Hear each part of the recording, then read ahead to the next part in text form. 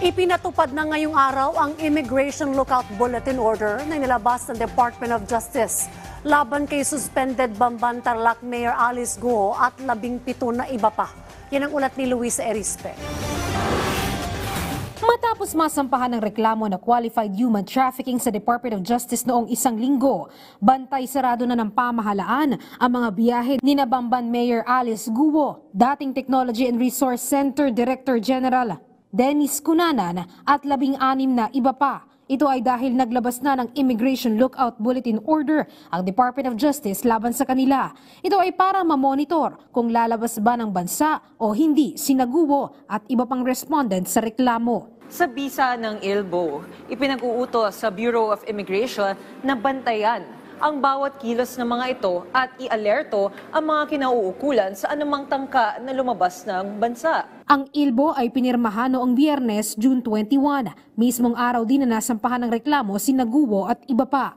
Bukod naman sa kanilang 14 na nasampahan ng reklamo, may 4 pang idinagdag sa ILBO. Kasama na sina Catherine Cassandra Ong, isang opisyal sa Lucky South 99, Wesley Guo, kapatid ni Guo, Julian Linsangan III at Zan Ji, ang Chinese na naharang sa Davao Airport kamakailan na may kulang-kulang na dokumento sa pagpasok at paglabas ng bansa. Base sa ILBO, sila kasi ay posibleng sangkot din sa paglabag sa anti-trafficking. Pero nilinaw pa rin naman ng Bureau of Immigration, hindi naman ibig sabihin ng ILBO ay hindi na sila makakalabas ng bansa. Mabusisi lang nasisilipin ang mga dokumento ng mga ito at bibigyang abiso din ang DOJ at iba pang mga otoridad sa kanilang biyahe. Kung makita po na walang whole departure order, walang warrant of arrest or anything, at makita po na walang other immigration violation doon sa tao, then maaari pong makaalis yung individual because this is kumbaga an order for prudent checking but not a whole departure order or a warrant of arrest.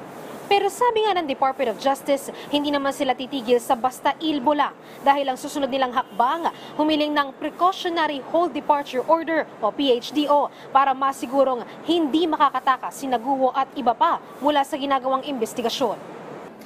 Hihiling na rin ngayong linggo ang kagawaran ng Preliminary Whole Departure Order o PHDO mula sa korte. Ang whole departure order kasi, ang nag-i-issue nito ay ang korte.